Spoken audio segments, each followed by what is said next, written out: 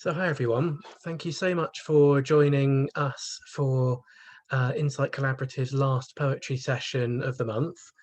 We've really enjoyed the ones that have gone before this one, and this is a bit different because whereas for our previous sessions we've had NGO workers and refugees and members of diasporas bring their own poetry to share with us. Today we are going to take a short tour through historical poetry about these issues, about migration, about exile, community and identity. It's been a real pleasure for me to curate this selection. It was very hard to decide which ones to include because obviously we can't go on forever, but we'll be starting in ancient times and going up to the modern day. And we will be finishing with Adnan and Jenny, who will be bringing a more modern perspective on some of these issues. So before every poet, I will be giving you just a couple of lines of context, just tell you a little bit about who they were and maybe a little bit about the poem itself, if we know that much. So, and then we've got a variety of readers here today. So yeah, I'd just like to thank them very much for their participation. It's great to have some really dedicated poets and poetry fans with us. This will also be recorded and uploaded to YouTube after the session as well. So I will start us off with a few poems. I'll start us off in ancient times with the very first poet whose name we know. Her name was Enheduanna. She was the daughter of the most powerful king in Mesopotamia, in what's now Iraq, and she was also the high priestess of Inanna, the war goddess, and the priestess of Nana, the moon god. And she lived around 4,300 years ago. She was involved in some kind of political turmoil during her brother's reign, and she ended up being expelled from her home. She wrote various poems, but her most famous one is called the Nin Meshara, which is a lament to Inanna, the goddess that she was most devoted to. But it's also a lament for her own loss of status. And this is a short excerpt from it. In the place of divine encouragement, what is my standing now? Lady, with the laments begun, may your ship of lamentation be abandoned in hostile territory. Must I die because of my holy songs? Nana has paid no attention to me. He has not decided my case. Ashim Babar has certainly not pronounced a verdict on me. What is it to me if he has pronounced it? What is it to me if he has not pronounced it? He stood there in triumph and drove me out of the temple. He made me fly like a swallow from the window. I have exhausted my life strength. He made me walk through the thorn bushes of the mountains. He stripped me of the rightful garment of the En priestess. He gave me a knife and dagger and said to me, these are appropriate ornaments for you. So that is an excerpt from the Nin Meshara. It may seem quite unusual to bring to a poetry showcase, but she is the very first poet whose name we know, and I think she deserves to be honoured for that. And she did experience a period of exile as well, as shown there. The next poem is going forward a few millennia. I did want to find some ancient Greek poetry actually, but I couldn't really find any that was suitable. So if anyone watching knows of any Greek poetry about exile or migration, then please do send it to me. I'd love to see it. But this next poem is actually by an Irish poet. It's by St. Columba, and it's called The Columcilla Fecit. So St. Columba was an Irish missionary in Scotland in the 6th century AD, and he's also the founder of the monastery of Iona. This poem covers the pain of being in exile. Columba himself called it being an exile for Christ. What I particularly appreciate about this poem is that it's about both spiritual yearning, but also the desire for a place to call home and nostalgia for missing your home. Delightful would it be to me to be in Uchtalion, on the pinnacle of a rock, that I might often see the face of the ocean, that I might see its heaving waves over the wide ocean, when they chant music to their father upon the world's course, that I might see its level sparkling strands, it would be no cause of sorrow, that I might hear the song of the wonderful birds, source of happiness, that I might hear the thunder of the crowding waves upon the rocks, that I might hear the roar by the side of the church of the surrounding sea, that I might see its noble flocks over the watery ocean, that I might see the sea monsters, the greatest of all wonders, that I might see its ebb and flood in their career, that my mystical name might be, I say, Coulari Erin, that contrition might come upon my heart upon looking at her,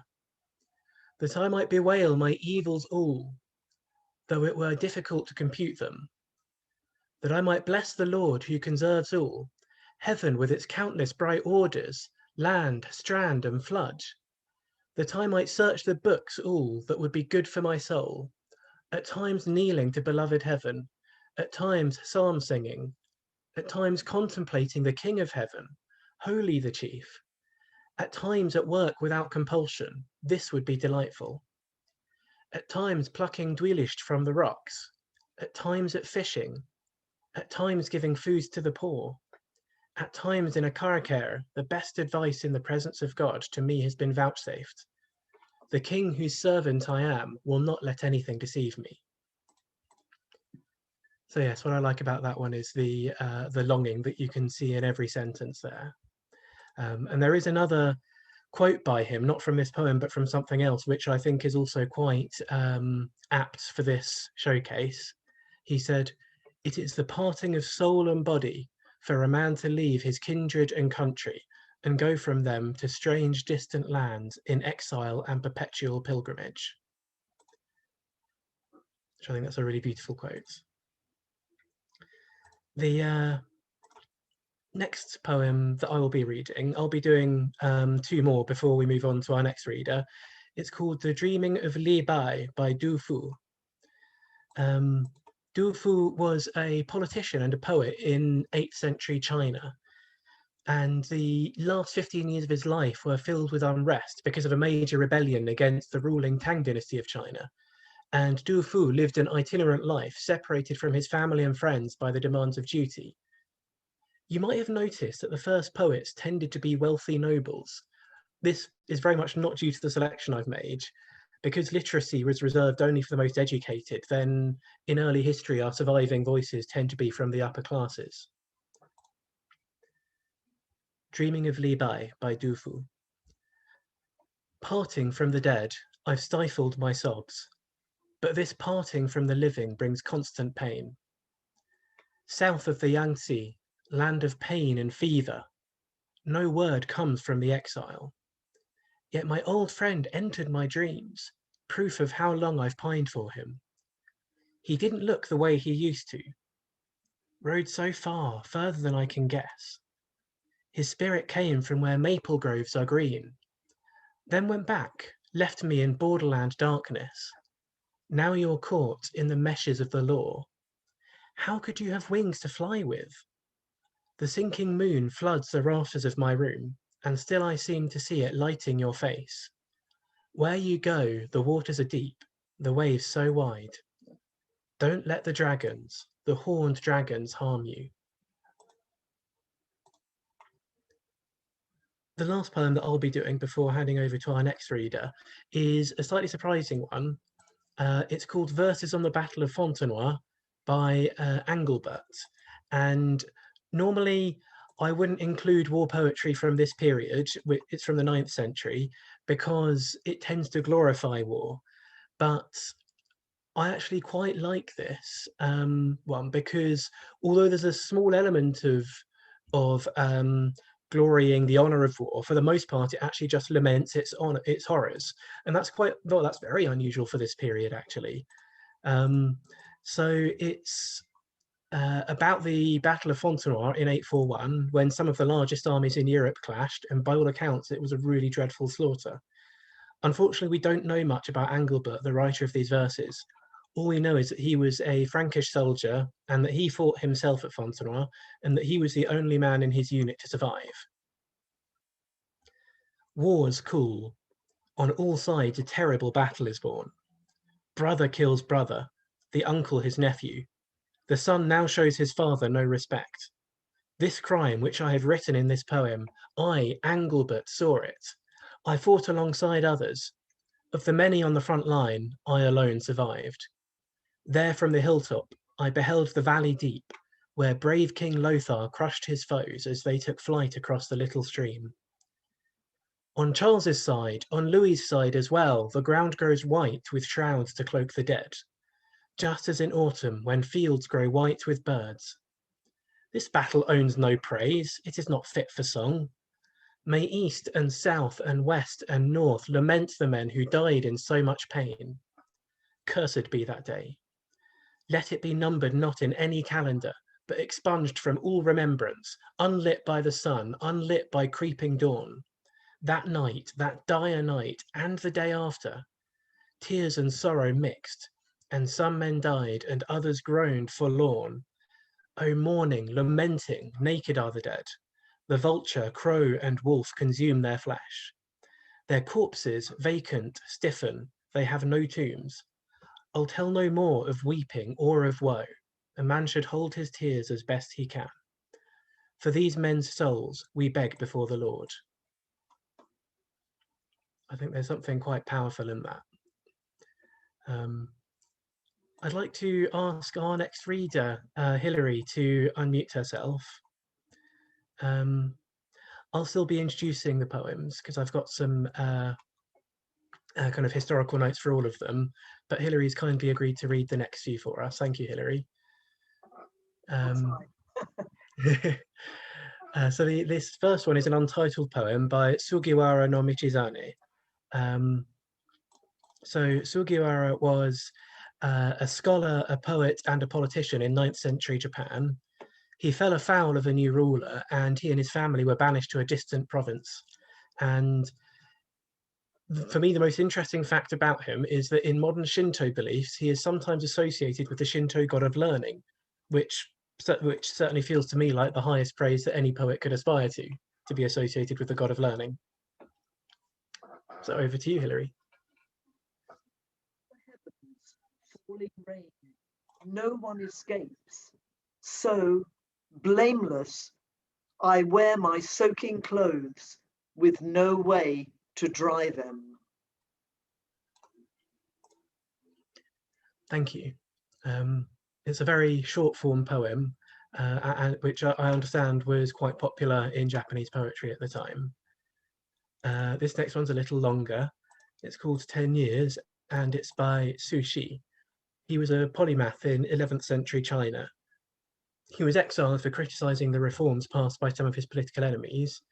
He continued writing poetry against his enemies, but there's actually two poems here by Su Shi. The first one is about missing his wife, and the second one is about missing his brother. 10 years. 10 years, 10 years, nothingness between life and death. I try not to think, but I forget not. The solitary grave thousands of miles away. Where else can I tell the sorrow of my heart? You would not recognize me if we met. My face dust covered, my temples frost white. Last night, the dream brought me back to our old home, where by the small window you were applying your makeup. We gazed at each other in silence, our tears flowing. It must be the same heartbreaking scene, year after year. The bright moon night, the short pine hill.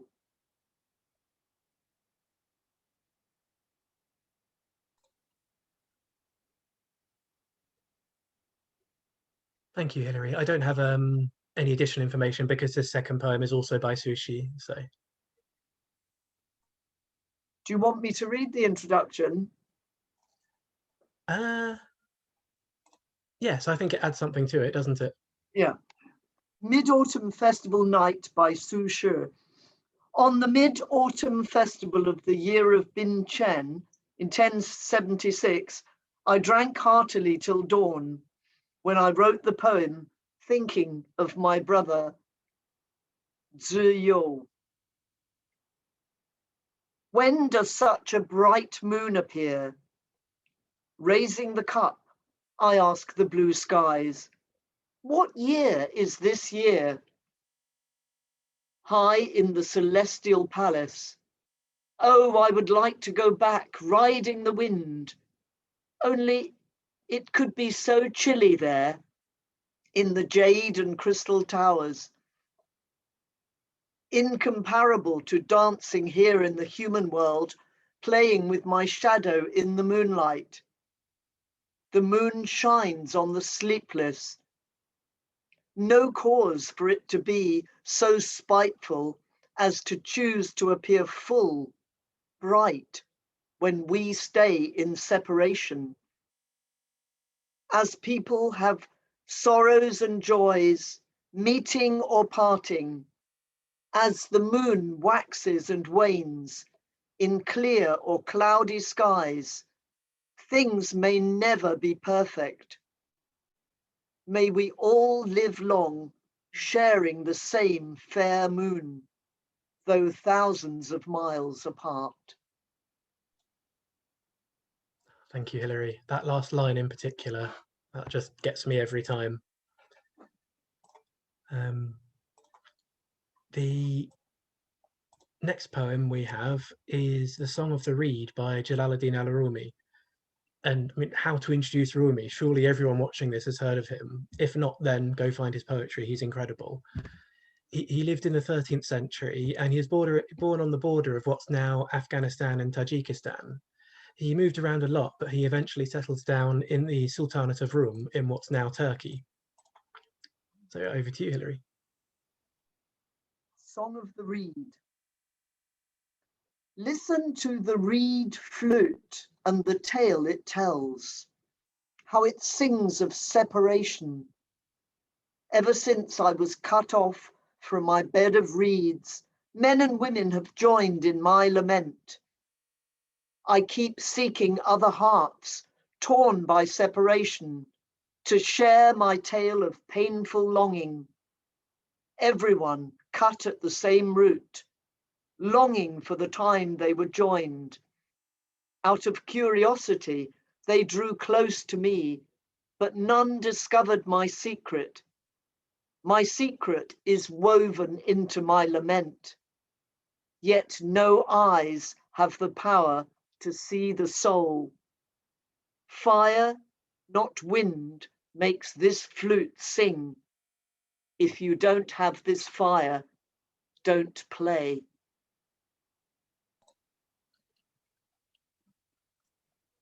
Thank you. I find that such an interesting piece. I think like most of Rumi's work, it bears multiple readings and a great deal of reflection. Our next poem is by Shakespeare. It's an excerpt from Thomas More, which is a play that isn't actually by Shakespeare, but Shakespeare contributed a few pages to it, including a speech by Thomas More himself. In 1517, just over 500 years ago, there were anti-immigrant riots in London. Sir Thomas More, who was a city official at the time, rode out to confront the rioters, and he gave a speech. We don't actually know exactly what he said, but later Shakespeare wrote his speech for this play. Now, Shakespeare isn't really known for his historical accuracy, so we have to assume that this bears no resemblance to the historical More's words. But it's still a beautiful expression of welcome to migrants and of condemnation of those who don't welcome them.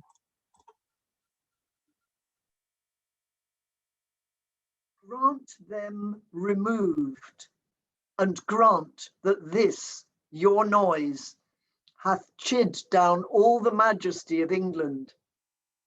Imagine that you see the wretched strangers, their babies at their backs, and their poor baggage, luggage, plodding to the ports and coasts for transportation, and that you sit as kings in your desires, authority quite silent by your brawl, and you in ruff of your opinions clothed.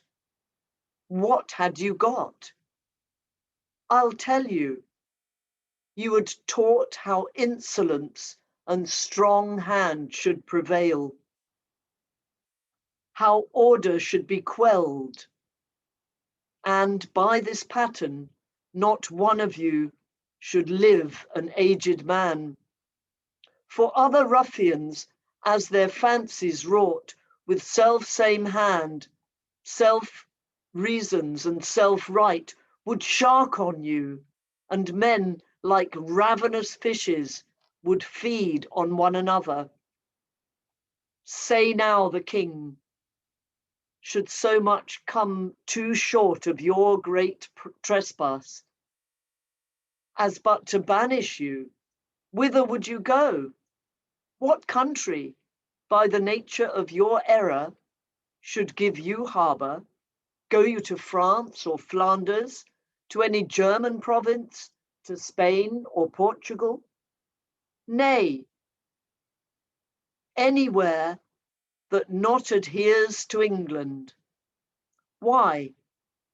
You must needs be strangers. Would you be pleased to find a nation of such barbarous temper that, breaking out in hideous violence, would not afford you an abode on earth? Whet their detested knives against your throats, spurn you like dogs, and like as if that God owed not, nor made not you, nor that the claimants were not all appropriate to your comforts, but chartered unto them. What would you think to be thus used? This is the stranger's case, and this your mountainish inhumanity.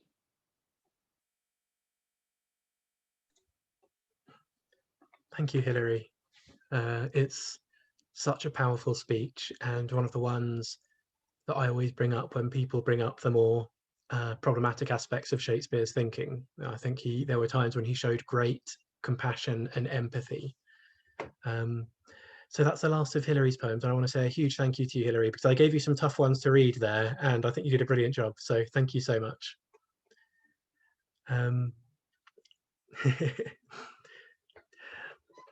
I'd like next to ask Myrna to unmute herself. I have a rather shocking gap here because we now skip straight to the 19th century, and I would have loved to have included some poetry from the 17th and 18th centuries, and I just didn't really find anything that seemed suitable. So again, if anyone watching this knows of any, please do send it to me. I'd love to see it. So this first poem that Myrna will be reading for us is called In Exile by Emma Lazarus. And Lazarus was a Jewish poet in the United States in the 19th century. She wrote the New Colossus with its famous verse, which appears on the Statue of Liberty. But that poem is so famous that I wanted to bring another one to your attention instead, which you might not have heard. And this poem is a beautiful evocation of finding peace in a new home.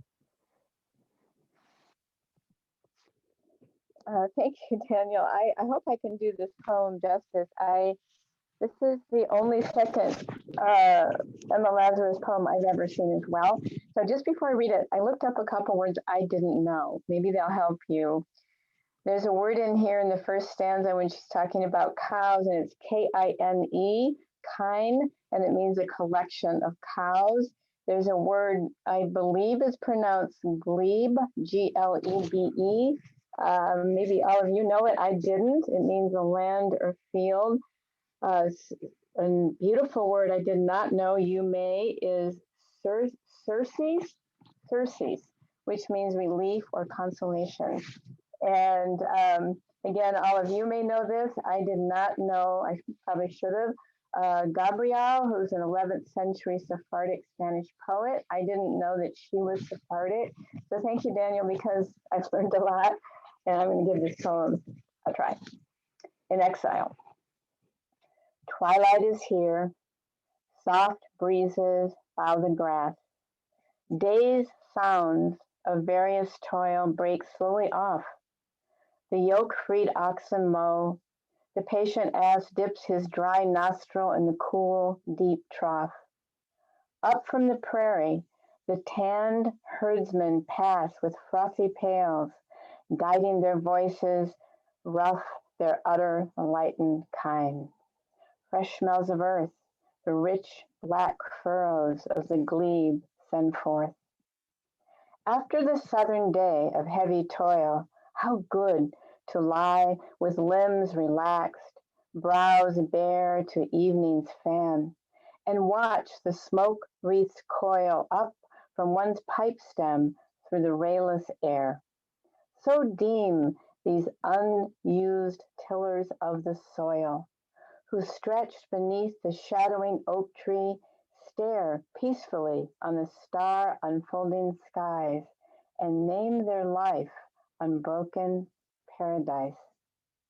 The hounded stag that has escaped the pack and pants at ease with a thick-leaved dell, the unimprisoned bird that finds the track through the sun-bathed space to where his fellows dwell, the martyr granted respite from the rack, the death-doomed victim pardoned from his cell. Such only know the joy these exiles gain. Life's sharpest rapture is surcease of pain. Strange faces theirs, where through the orient sun gleams from the eyes and glows athwart the skin. Grave lines of studious thoughts and purpose run from curl-crowned forehead to dark bearded chin. And over all the seal is stamped thereon of anguish branded by a world of sin. In fire and blood through ages on their name, their seal of glory and the Gentiles' shame. Freedom to love the law that Moses brought, to sing the songs of David, and to think the thoughts of Gabriel to Spinoza taught. Freedom to dig the common earth, to drink the universal air. For this they sought refuge o'er wave and continent, to link Egypt with Texas in their mystic chain, and truth's perpetual lamp forbid to wane. Hark! Through the quiet evening air, their song floats forth with wild, sweet rhythm and glad refrain. They sing the conquest of the spirit strong, the soul that wrests the victory from pain, the noble joys of manhood that belong to comrades and to brothers. In their strain, rustle of palms and eastern streams one hears, and the broad prairie melts in mist of tears.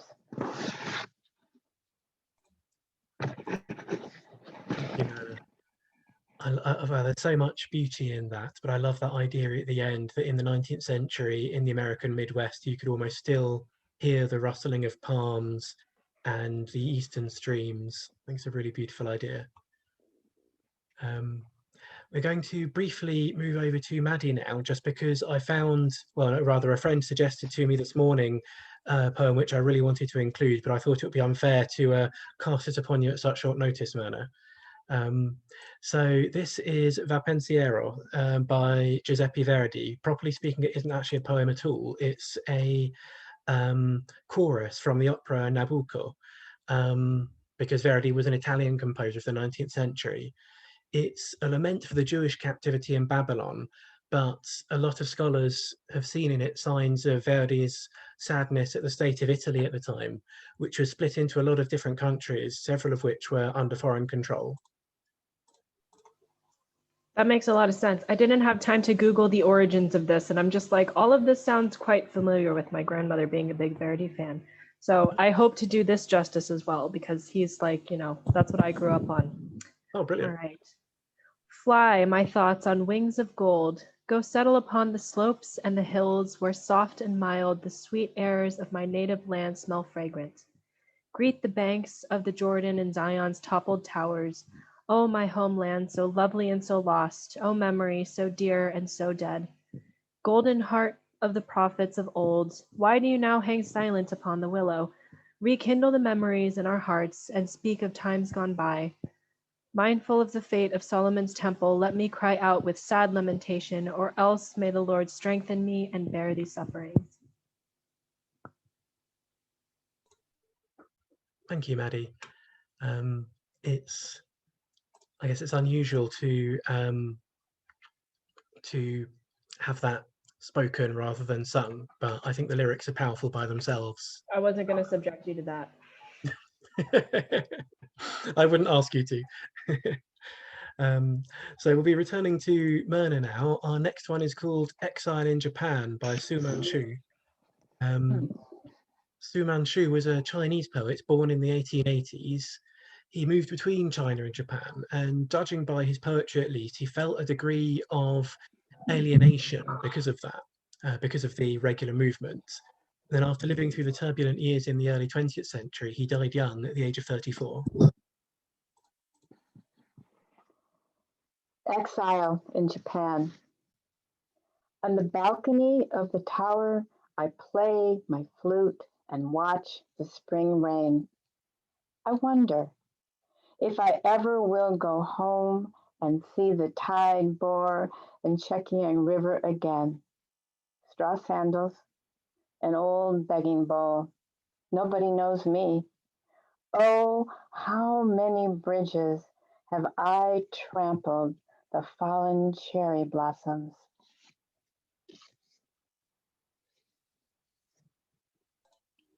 Thank you, Myrna.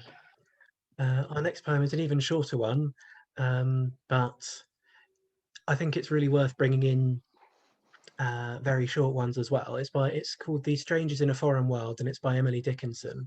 She was a 19th century American poet. She had very little published during her lifetime, but her poetry was very innovative, kind of playing with form and breaking the conventions of the time. There were many deaths in her family, often in quick succession, and a lot of Dickinson's work focuses on themes of death and immortality and spirituality. In a sense, all of these themes can be found in this poem, despite its brevity.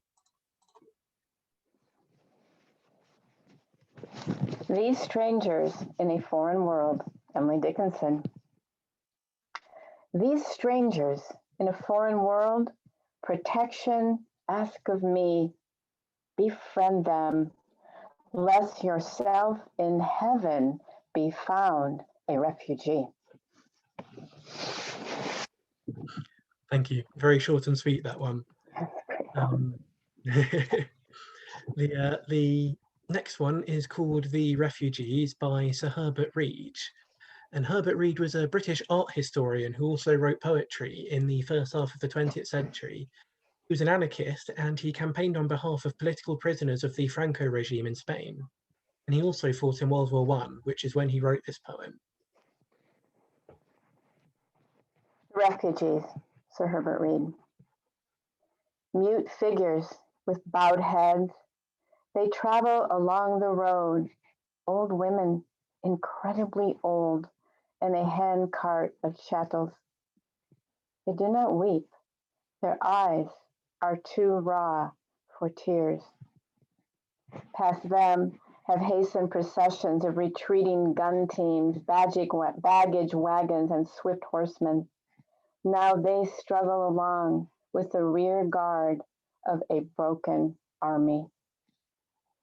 We shall hold the enemy toward nightfall, and they will move mutely into the dark behind us, only the creaking cart disturbing their sorrowful serenity. Thank you. I made the conscious decision to include only that out of all of the many amazing poems written in World War I, because I feel like this mostly isn't a session for war poetry, and I like the fact that in this case, there's a soldier who is focusing on the fact that he's holding the line in order to allow civilians to flee, essentially.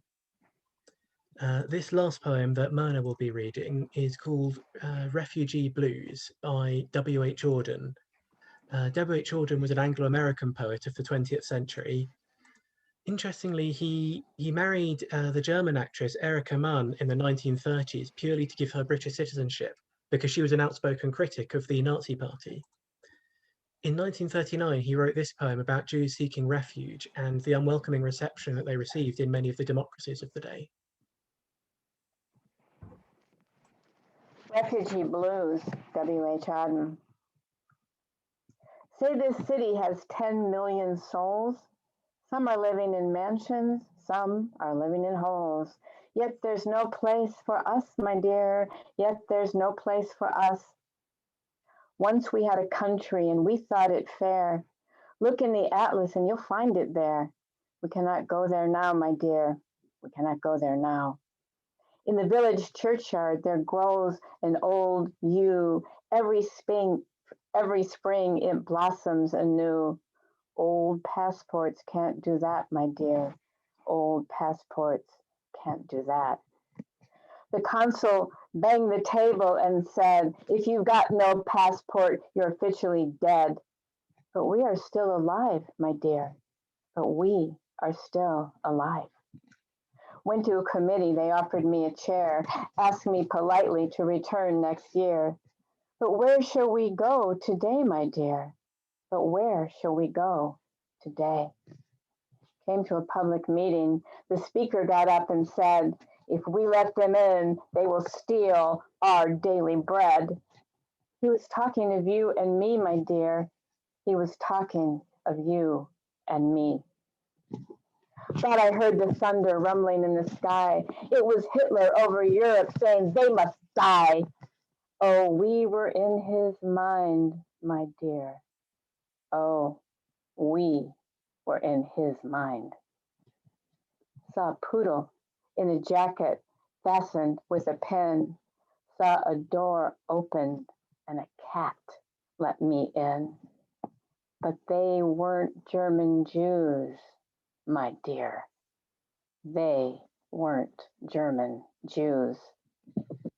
Went down the harbor and stood upon the quay, saw the fish swimming as if they were free. Only 10 feet away, my dear. Only 10 feet away. Walked through a wood, saw the birds in the trees. They had no politicians and sang at their ease. They weren't the human race, my dear. They weren't the human race. Dreamed I saw a building with 1,000 floors, 1,000 windows, and 1,000 doors. None of them were ours, my dear. Not one of them was ours. Stood on a great plain in the falling snow. 10,000 soldiers marched to and fro, looking for you and me, my dear, looking for you and me.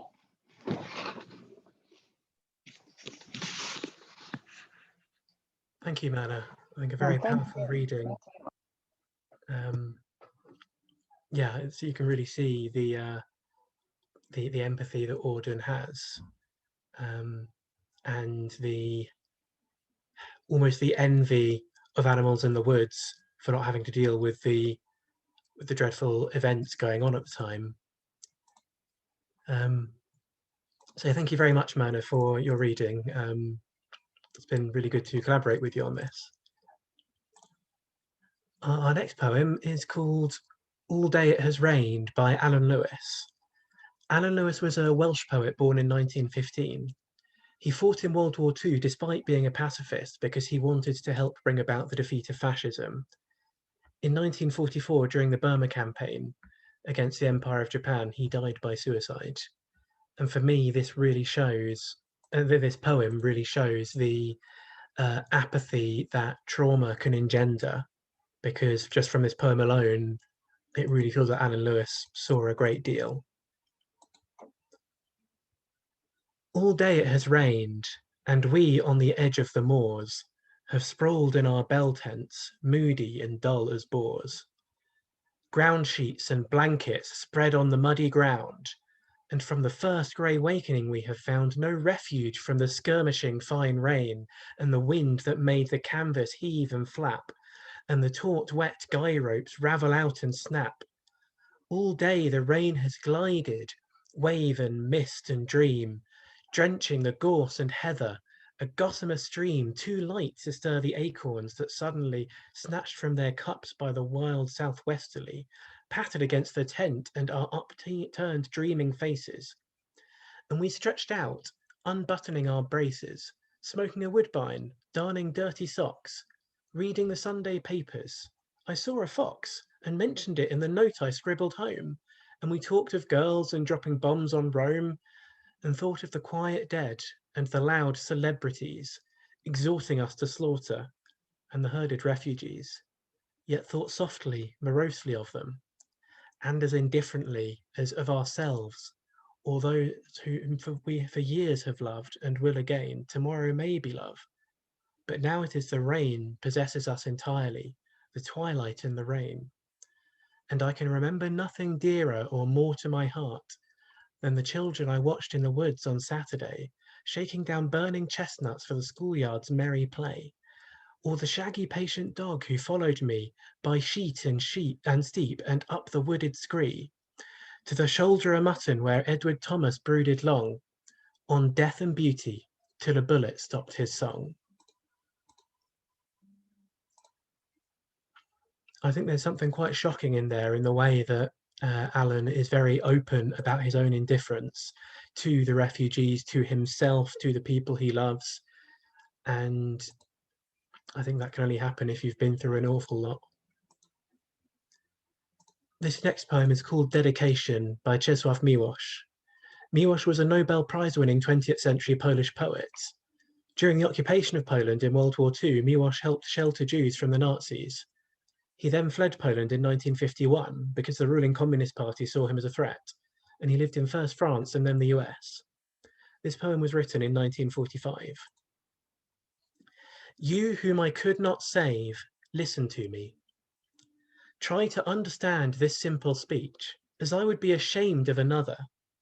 I swear there is in me no wizardry of words. I speak to you with silence, like a cloud or a tree. What strengthened me for you was lethal.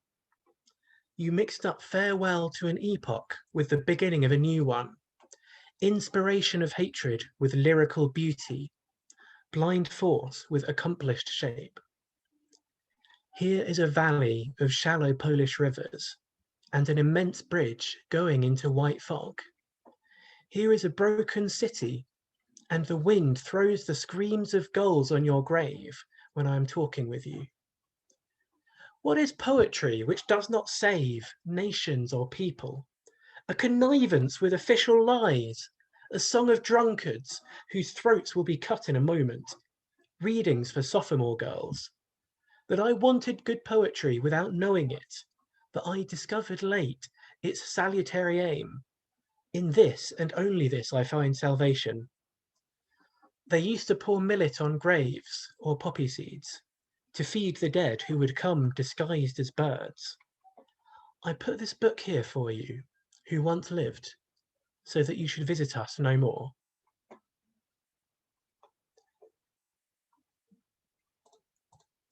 I've got a second poem by Cheswav Miwash as well. It's called A Song on the End of the World. This poem was written in 1944, the year in which the Warsaw Uprising took place, and also the terrible Nazi reprisals against that beautiful city. On the day the world ends, a bee circles a clover. A fisherman mends a glimmering net. Happy porpoises jump in the sea. By the rainspout young sparrows are playing, and the snake is gold-skinned, as it should always be.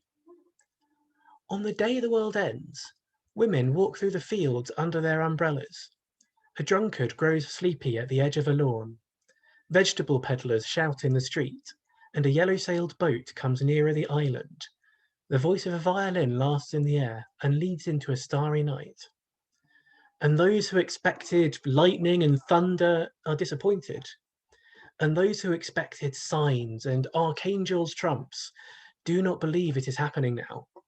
As long as the sun and the moon are above, as long as the bumblebee visits a rose, as long as rosy infants are born, no one believes it is happening now. Only a white-haired old man, who would be a prophet, yet is not a prophet, for he's much too busy, repeats while he binds his tomatoes, "There will be no other end of the world. There will be no other end of the world." I find both of those poems endlessly thought-provoking. Our last historical poems will be read by Maddie. This first one is The Bell from Europe by Weldon Keys. Weldon Keys was an American poet who lived in the first half of the 20th century and then disappeared in 1955, and it's always been a big mystery. No one knows what happened to him. He made a name for himself in a whole host of artistic fields, including painting, novels, jazz piano, plays, short stories, and films. He wrote The Bell from Europe in 1947, when Europe was still devastated from World War II. All right. The tower bell in the 10th Street Church rang out nostalgia for the refugee who knew the source of bells by sound. We liked it, but in ignorance, one meets authorities on bells infrequently. Europe alone made bells with such a tone, Herr Mendenheim said. The bell struck midnight, and it shook the room. He had heard bells in Leipzig, Chartres, Berlin, Paris, Vienna, Brussels, Rome. He was a white-faced man with sad, enormous eyes. Reader, for me, that bell marked nights of restlessness, tossing in this narrow bed. The quarrels, the slamming of a door, the kind words, friends for drinks, the books we read, breakfasts in the streets in rain, it rang from Europe all the time. That is what Mannheim said. It's good to know, now, that the bell strikes noon. In this day's sun, the hedges are Episcopalian, as noon is marked by the 12 iron beats. The rector moves ruminantly among the gravestones, and the sounds of a dead Europe hangs in the streets. Thank you. Our last two historical poems are both by Mahmoud Darwish. He was a Palestinian poet born in the 1940s. His home village was razed by the IDF not long after he was born, and his family fled to Lebanon. He was very politically active, but also an incredibly prolific writer, publishing more than 30 books of poetry and 8 books of prose. It was actually really difficult to choose which poems to include, since there are so many amazing ones. And if you've not read any of his work, I strongly encourage you to seek out one of his collections. And these are just 2 of his poems. And my goodness, it is like the highest honor to read Mahmoud Darwish. He's one of the greatest. And I got to review a lot of his poetry again when our digital culture box this month was Palestine. So this is very fitting, kind of piecing together the experience of that post-diaspora and more exile too. I think that some of the differences, obviously being a humanitarian, I witness a lot of diaspora, but exile is kind of a different concept. And I've learned a lot about the emotive response behind that experience from his poetry. So this one is called Earth Presses Against Us. Earth is pressing against us, trapping us in the final passage. To pass through, we pull off our limbs. Earth is squeezing us. If only we were its wheat, we might die and yet live. If only it were our mother so that she might temper us with mercy. If only we were pictures of rocks held in our dreams like mirrors. We glimpse faces in their final battle for the soul of those who will be killed by the last living among us. We mourn their children's feast. We saw the faces of those who would throw our children out of the windows of this last space, a star to burnish our mirrors. Where should we go after the last border? Where should birds fly after the last sky? Where should plants sleep after the last breath of air? We write our names with crimson mist. We end the hymn with our flesh. Here we will die, here in the final passage. Here or there, our blood will plant olive trees.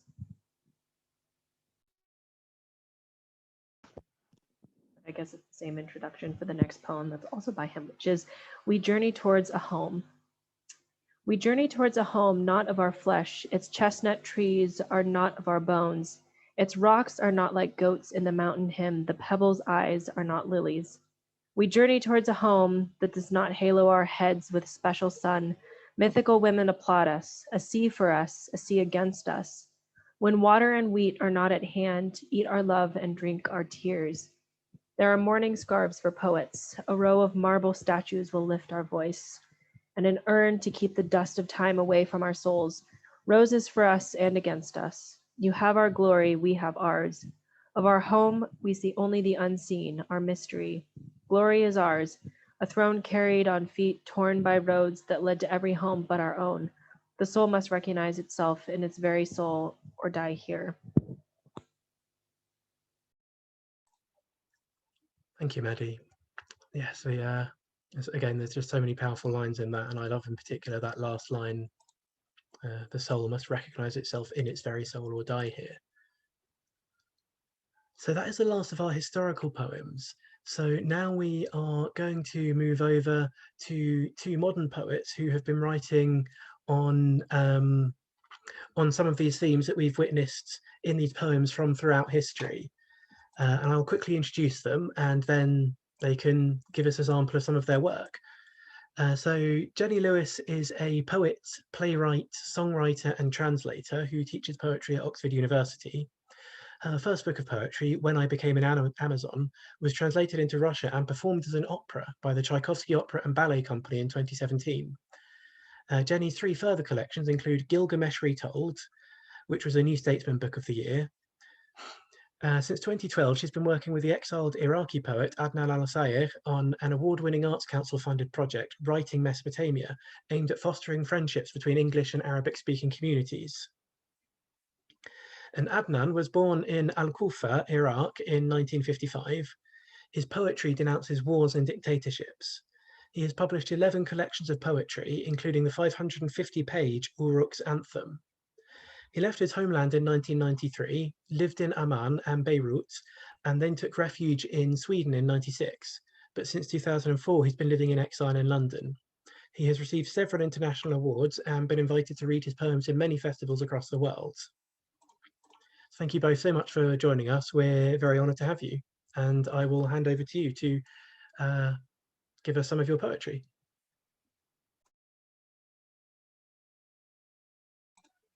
Sorry, I had to unmute you. I'm going to read first, just three of, can you hear?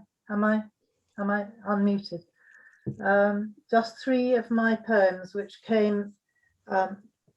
come from this collection, which was called Taking Mesopotamia, which was about my father who fought in the First World War, and that's a photograph he took.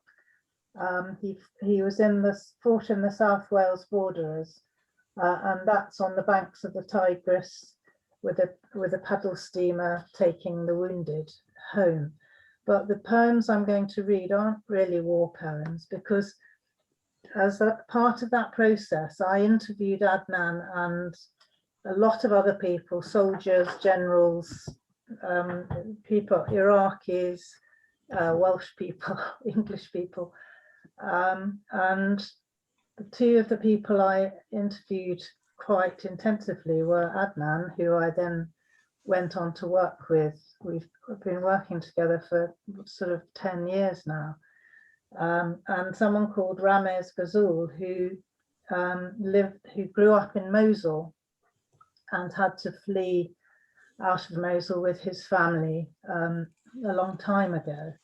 And one of the things I asked both Ramez and Adnan was, what do gardens mean to you? Because the Garden of Eden is supposedly situated in Iraq, so in Mesopotamia. So the first two poems are two unrhymed sonnets based on what Ramez told me about his life, about his childhood. And so this is in the voice of Ramez Ghazul from Mosul. and it's called Notes from Exile for Ramez Ghazal. 1. Cucumbers. In this Garden of Eden, where Genghis and Alexander left their marks and Cain murdered Abel, in this garden, this same garden, I tended my little patch of soil, growing melons with their showy yellow trumpets, and cucumbers, water holders, tubes of coolness shining in the desert. Before the flood, before the king list, known to Kurds, Arabs, Turkomans, Muslims, Christians, Jews and Chaldeans, Armenians, Yazidis, atheists, children of Mesopotamia who might have run at first light to cut the best one as I did, saying, Father, I've grown this for you.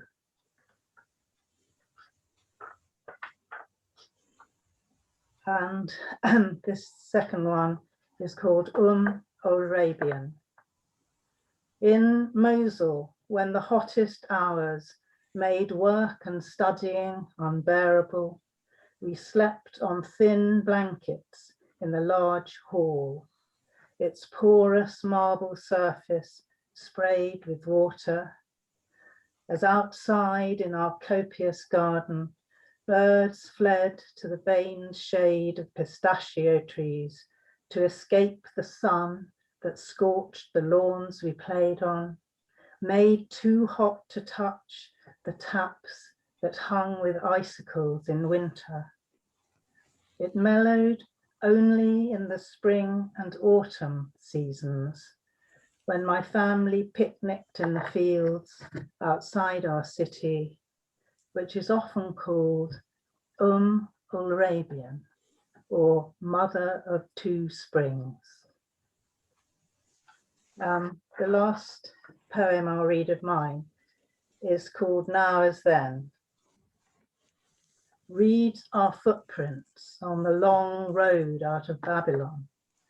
They'll tell you how the river stopped and fish became tin, how the air had a taste of marble and our lungs fought for breath as they turned to stone, how ourselves disappeared into the shadows of date palms cast in bronze on the walls of Sennacherib's palace.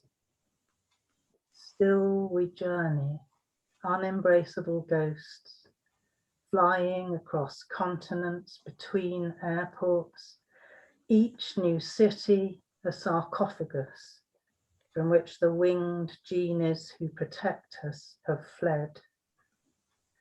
And always the scent of cedar and cypress, boxwood and juniper, always the mayfly hovering over the water, always the mother and child leaving their country forever. Thank you. And now I'd like to read, well, Adnan's going to read first and then I'll read. And these are extracts from, this is Let Me Tell You What I Saw, which are extracts from his monumental epic poem, 550-page poem, Uruxanthum. These are translated by, I was helped by 10 bridge translators, and then Adnan and I sort of put them through our minds to create this book. So Adnan will read first and then I'll read after. Thank you. مقاطع من نشيد أوروك. أسير وحيدا على الرمل خلف خطاك ولا أصل البحر عات بأمواجه والجرادين تأكل من سفني وأنا أتصارع والموج رباه لا وطن في السفينة أنهض من رغوة الكأس لا شيء غير خطى الجند والرمل. I walk alone on the sand in your footsteps, but I can't reach. The sea's waves are ferocious and rats crunch my ship while I wrestle the waves. Oh Lord, there's no homeland in the ships. I rise from the froth of the glass and there's nothing there except soldiers and sand. حاربت في جيش السرجون حتى أسرت ورابطت خلف متاريس تشيلي حتى جرحت وقاتلت في ثورة الزنج حتى قتلت فما زادني الموت إلا حياة من السأم المر أعلكها في المقاهي وتعلكني في المنافي وأصرخ ما كنت يا صاحبي شاهدا أخرسا فلماذا المؤرخ يحذف اسمي ساعي البريد مضى بدموعي إلى الله لكنه لم يعد. I fought in the army of Sarjun until I was captured, and I placed myself behind the fortifications of Chile until I left. I fought in the Zonj revolution until I was killed. So death gave me a life of bitter boredom to suck up in cafes and chew me in exile. I shout, I was not a mute witness, my friend. So why did the historian scratch out my name? The postman took my tears to God, but he never returned. And so I came to you. شفيف كجنح الفراشة قلبي فكيف سأرفؤه قلت أمضي إلى الغاب هل في غصونك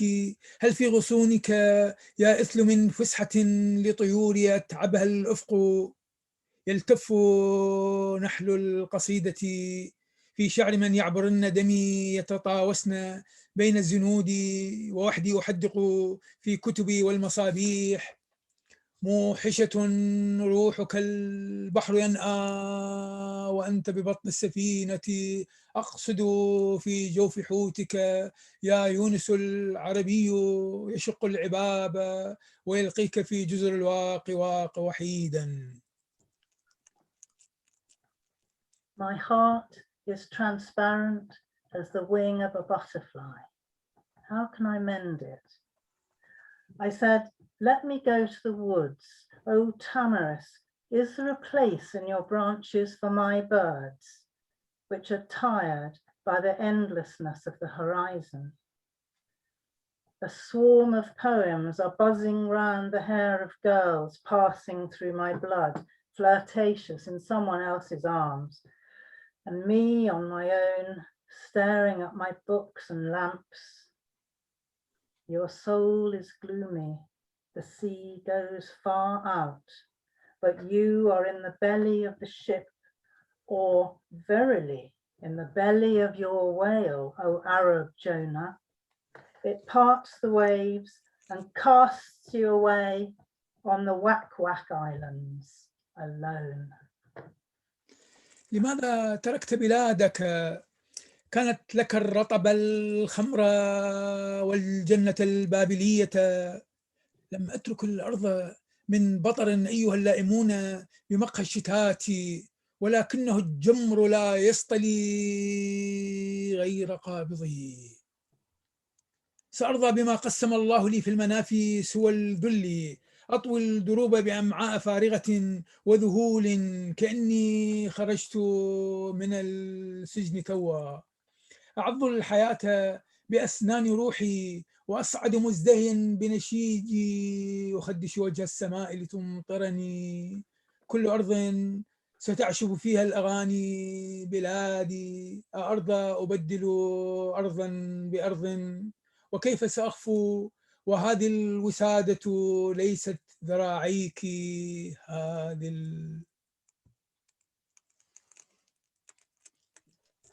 Why did you leave your country?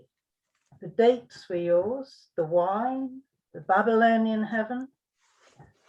It wasn't that I was ungrateful. Oh, you that lay blame while lounging in cafes of exile, but embers burn whoever touches them. I shall accept whatever God chooses for me in exile, except humiliation.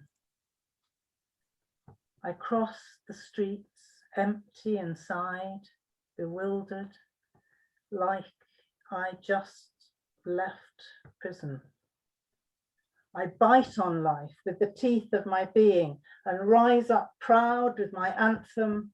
I scratch the sky to make it rain on me. Wherever songs flourish will be my home.